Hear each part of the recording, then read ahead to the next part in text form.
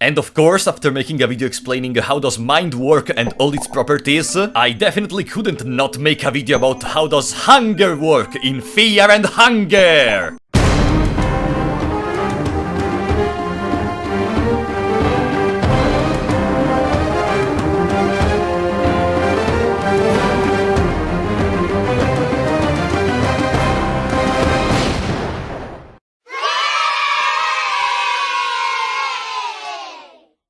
After analyzing it all, I am able to tell you the concept of hunger is easier than the one of mind, but you need to understand the basic. So I will do my best to explain it in the simplest way possible. Are you ready? Let's start with one simple concept. Hunger is not a default function in RPG Maker MV. The hunger bar is literally a reskin of the experience bar of the character. You know, the bar that in all the RPGs usually lets you level up. Let me precise one thing. In Fear and Hunger, all the playable characters are level 2. Why? Because in this way, the amount of experience points required to level up is exactly 100. In this way, it was very easy to adapt it into hunger. What I mean is the hunger and the experience points are the same thing, and they work inversely. What does this mean? If you go from 10 hunger to 9 hunger, it means you gained 1 experience point. And if you go from 10 hunger to 11 hunger, you lost 1 experience point on that character. To explain it even more simply, the hunger you have is the amount of experience points that character needs to level up. When the game starts, all characters gain 99 experience points. What does that mean? That they only need 1 more experience point to level up. 1 more experience point? How much hunger do characters start with? 1. 1 hunger, 1 experience point to level up. This is the most difficult part. If you're able to follow this, you're able to understand everything I'm gonna say now. Otherwise, I can suggest you to rewatch the last minute or something. At this point, there is an event which will happen independently for each character, in which every 13.3 seconds, or every 6.66 seconds if the character has parasites, if you are not into a special event such as reading a book, you will lose 1 experience point. What does that mean? If you followed me, you already know. It means you gain 1 hunger. And also, every time a character gains hunger, the game will check how hungry they are. And if you are too hungry in that moment, then special things will happen. The way in which the game checks this is very simply by checking how much experience points does the character have. But anyways, by converting the experience points into hunger, we can have all the milestones in which something will happen. And I will show you all the possible effects using this guinea pig. The first one will be at 29 hunger. You will receive a message in the corner of the screen saying you are hungry. And that's literally it. This is just a message to announce that something is gonna happen soon. Then we have 49 hunger. At this milestone, you're gonna get the status hunger level 1, which will halve your attack stat, and your maximum HP are gonna become 90. Which, to be fair, could have been worse, but no worries, we are gonna arrive to the difficult stuff. At 69 hunger, you will get hunger level 2, which also halves your attack, so nothing really changes, and your maximum HP will become 80. 79 hunger will give you hunger level 3, which will reduce your attack by 70%, and your max HP will become 70. From this point onward, special effects will happen. At 89 hunger, you will get hunger level 4, which still reduces the attack by 70%, but your max HP will become 50 and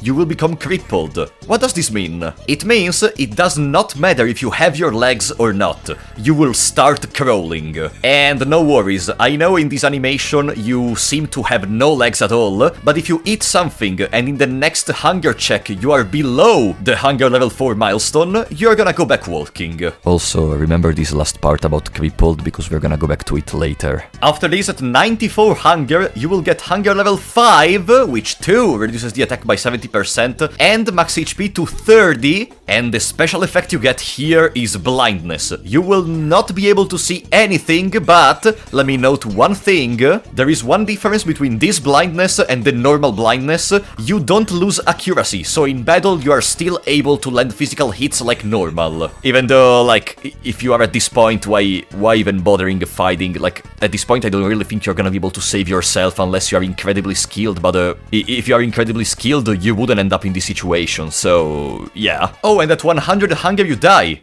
Straight up. Immediately.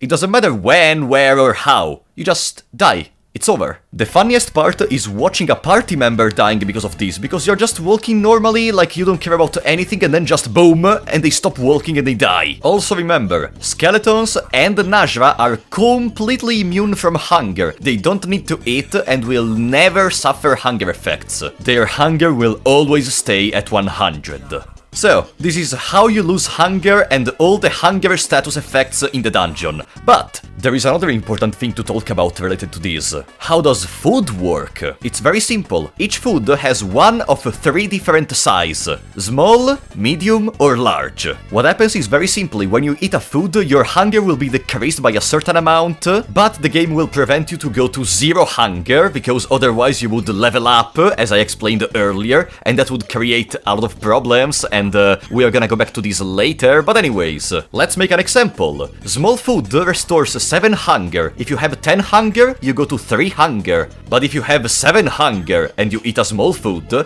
you won't go to 0 hunger, because you would level up. You will go to 1 hunger. The amount restored is 7 from small food, 30 from medium, and 90 from large. These are all the different types of food in the dungeon with also their size. Some of these foods also have some rotten counterpart or some grilled counterpart, but those restore the same size food. So for the sake of simplicity, I will not list them. And here I think there are some food items which deserve a small talk. First of all, there is the glow mushroom, a small food which can only be obtained with an empty scroll. And that's it. Oh Lord, give a glow mushroom. You know, that's not really a good use of an empty scroll, I think. The yellow vial can only be used during battle to eat, and also the message that usually appears in the corner is gonna appear above the action bar. Then we have blood vial that doesn't restore, and I don't know why, but I think it's because it makes too many things at once, because it not only should give you hunger, but also it should give you back a glass vial, but I think that breaks it or something. So yeah, blood vial does not restore anything. Then there is flesh strips, which is a Dungeon Knights exclusive food, and cave moss, which can only be obtained by planting small seeds in the cave dweller village and leaving the zone and coming back. And then we have the dirt. Listen, for this item I need to explain you another small passage which I intentionally skipped because it's a nightmare. When you eat, you don't simply restore a part of your hunger. When you eat, the character that ate it gets a special temporary status effect. This status is either food large, food medium, or food small. And then the game will check which status effect you have, and based on that will reduce your hunger by a certain amount. So, what is the problem with dirt? The problem is, it triggers the event, but it does not put any status effects on you. So, when the event runs, you don't have any status effects, so you don't reduce your hunger. I don't know if this was intentional or not, because technically dirt being organic should reduce your hunger or something, but still, in this current moment, it does nothing. This is everything in the food department. There are 2 more events which are able to influence your hunger, which are Devour and the Wolf Masks. Wolf Masks is very simply, everyone in your party is gonna basically eat a large food, so it's gonna restore 90 hunger, and Devour is the same but only for the main character. Yes, even if Devour is not on the main character